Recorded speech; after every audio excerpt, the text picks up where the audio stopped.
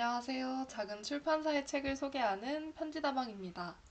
오늘 따뜻한 얼그레이 티와 함께 읽을 책은 유겸 작가의 초연해지는 그늘입니다. 와, 왜 이렇게 은은하게 읽는데? 이번 주 테마가 이제 글과 그림이 함께 있는 책이어서 저도 유겸 작가님 책을 골랐고요. 표지가 이제 이 책을 고르는데 좀 큰 이유가 됐는데 손그림으로 그리신 것 같아요. 색연필로 맞을까요? 연필로 그리신 어, 것 같아요. 네. 연필로 네, 그리신 것 같은 건물과 나무가 보이고 이제 그 톤이랑 완전 같은 톤앤톤으로 제목이랑 이름을 적으셨는데 이게 뭔가 되게 일관성 있게 느껴져서 그리고 담백하게 느껴져서 네, 이 책을 골라보았습니다. 이제 이것도 그림 에세이라고 보면 좋을 것 같아요. 작가님이 다니시면서 보셨던 풍경들을 이렇게 그리신 게 많고요. 글과 어울리는 장면들을 이렇게 좀 소개를 해주셔가지고 같은 시야를 공유하고 있다라는 생각이 많이 들었습니다. 내용은 어떤 일상적인 그런 이야기인가요? 네, 작가님의 취향에 대한 얘기도 있고요. 이 취향이라는 게 뭐 어떤 영화를 좋아한다 이런 것보다는 이제 갑자기 온 문자를 좋아하시거나 음, 이제 느낌표를 좋아하시더라고요. 느낌표가 어, 동그란 얼굴에 약간 진심이 가득 담긴 표정 같아서 좋대요. 어, 그래서 이런 뭔가 귀여운 포인트들이 1막에 이제 많이 들어가 있고 안녕하십니까. 안녕하세요. 귀여운 포인트들이 1부에 많이 들어가고 2부에 이제 조금 더 딥한 진솔한 진지한 이야기들이 많이 들어가는 음, 네, 구조예요. 근데 저는 1부에서는 이렇게 뭐라 그러죠? 친구를 소개받는 느낌. 그러니까 음, 이런 친구구나 이렇게 소개받는 느낌이었고 2부가 이제 술자리를 가서 약간 조금 완전 더 다르네요. 네, 네, 1부는 훨씬 가벼운 느낌이었어요. 근데 2부가 전 참 마음에 들었고 2부에서는 조금 더 무겁고 우울할 수도 있을 것 같은 상실에 음, 대한 얘기가 많이 나오는데 음, 저는 지금 이때 읽어서 너무 좋았어요. 이제 한 해가 끝날 때쯤에 네.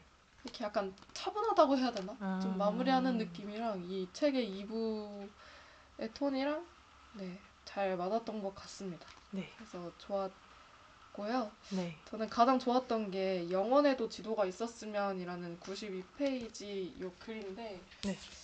네, 그 영원한이라는 형용사를 좋아하는 사람들을 만났다고 하시면서 이 형용사를 좋아하는 사람들은 좋지만 영원한이라는 형용사는 조금 좋아하지 않는다라는 내용의 글이거든요. 음, 근데 이제 그 글을 읽었을 때 나도 뭔가 이렇게 생각한 것 같다.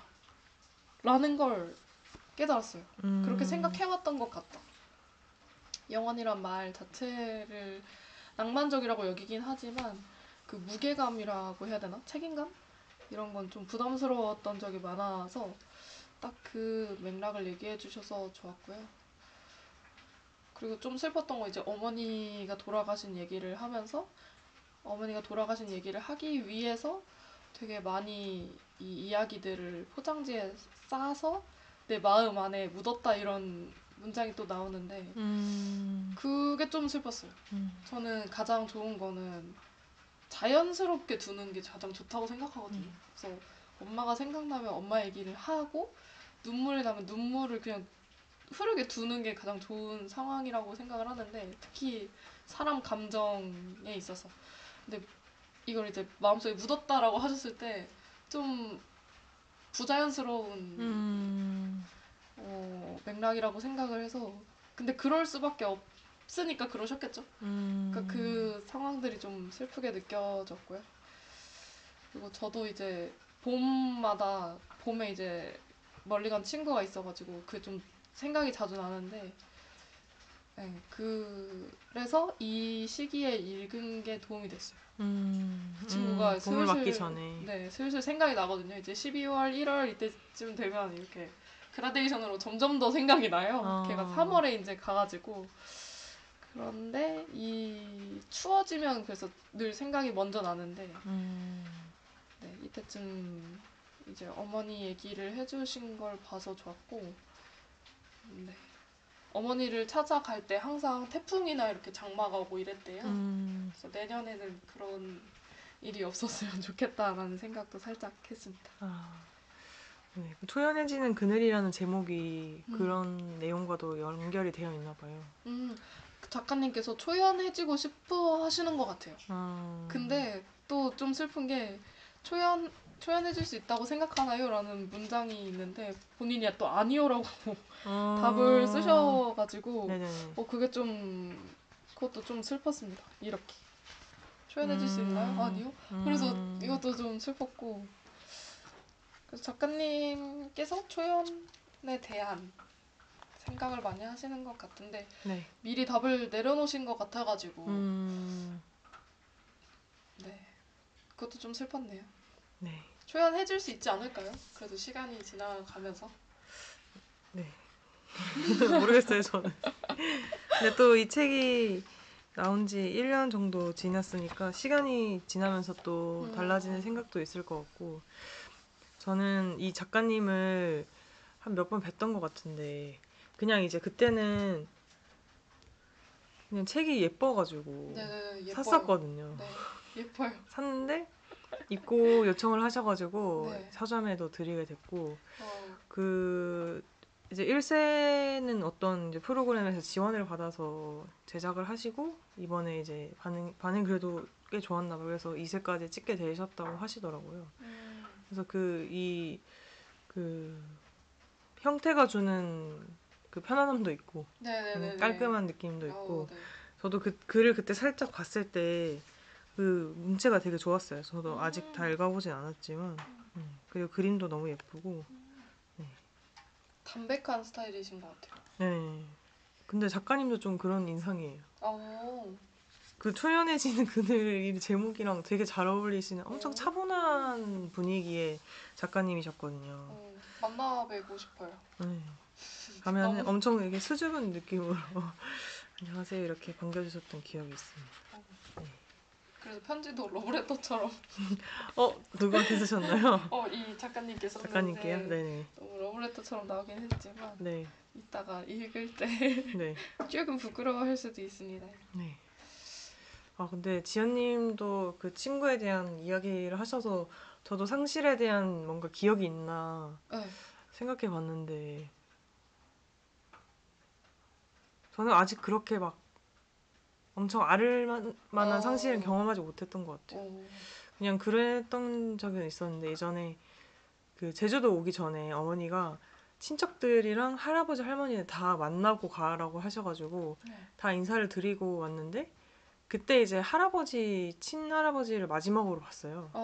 그러고 나서 이제 그 다음에 뵀던 거는 그 돌아가시고 나서 장례식장에서가 마지막이었는데 그 할아버지가 저희 이제 그 뭐 친가 외가 포함해서 그 할머니 할아버지 중에 제일 건강하신 분이었거든요. 제일 건강하신 분이었는데 집에 할머니가 이제 아프셔서 할머니는 요양병원에 계시고 할아버지 혼자 지내기 적적하다 하셔가지고 그 요양병원 보내달라고 하셔서 거기서 이제 그 또래 사람들도 있고 하니까 거기서 지내시다가 갑자기 그 폐렴이 오셔가지고 근데 어른들한테 폐렴이 엄청 치명적이잖아요.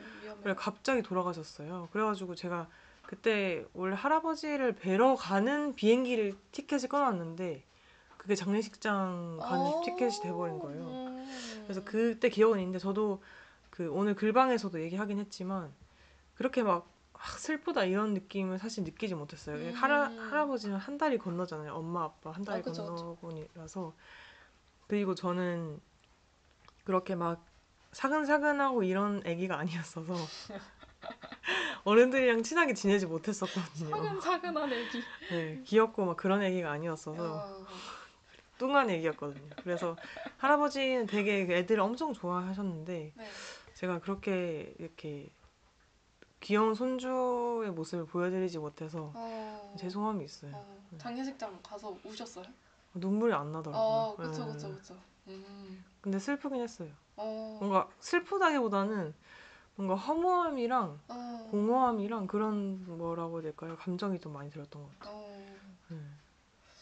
저도 뭔가 그 생각을 해보면은 저는 또 친구니까 가는 길에 장례식장 예절을 찾아봤어요. 그러니까 그 정도로 제가 이 무지한 이 상황에 그러니까 사회초년생이니까. 네, 빠진 거예요. 네네. 근데 또 회사에서 엄청 갖고 왔어요, 장례식장. 버스 타고 막 10분? 15분?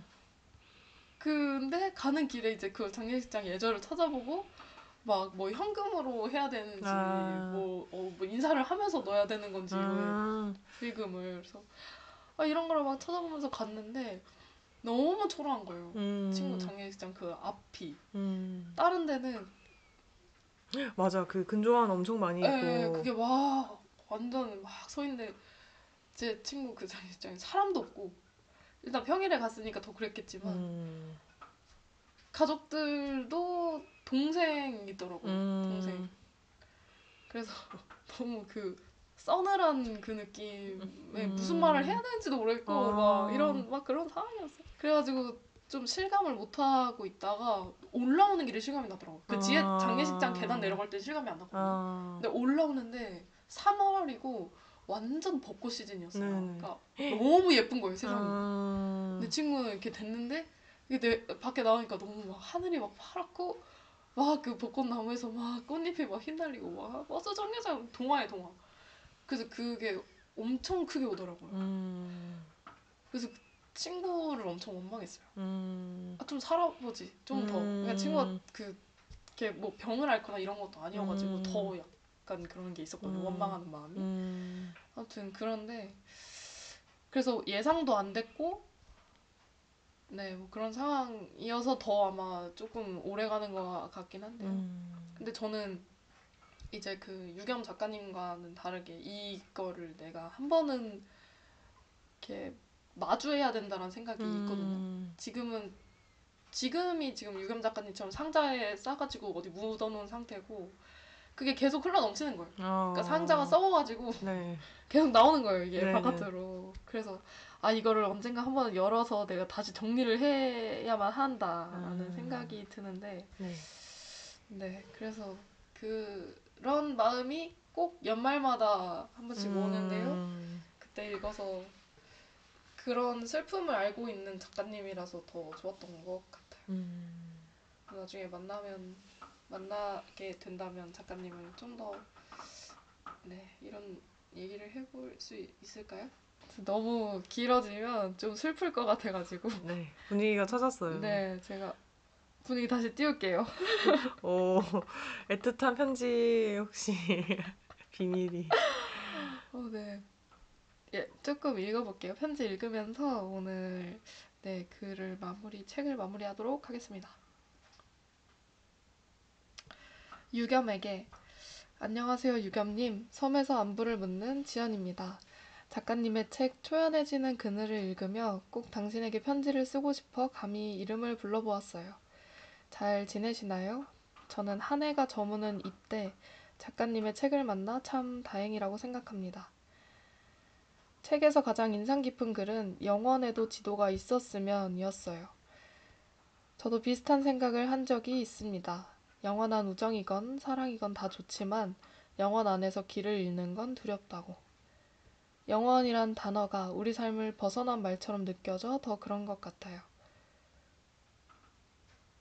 몇 년 전 희가 세상을 떠났을 때 영원 같은 건 없다는 걸 실감했거든요.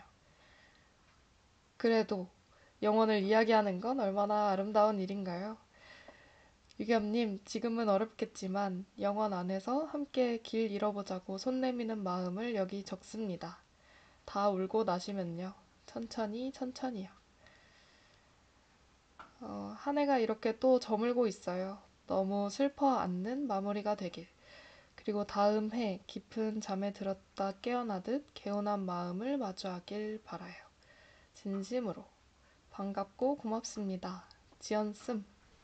러브레터 어때요? 네, 더 차분해졌는데요. 너무 좋은 편지였습니다. 그리고 다음 책은 아직 정해지지 않아서 네. 네, 다음 시간에 깜짝으로 방문하겠습니다. 그러면 이제 2024년 마무리 잘 하시고요. 저희는 2025년에 다시 처음처럼 돌아오는 걸로 하죠. 네, 편지 다방은 작은 출판사의 책을 모두 읽을 때까지 계속됩니다. 고맙습니다. 네, 2025년에 만나요. 안녕. 안녕.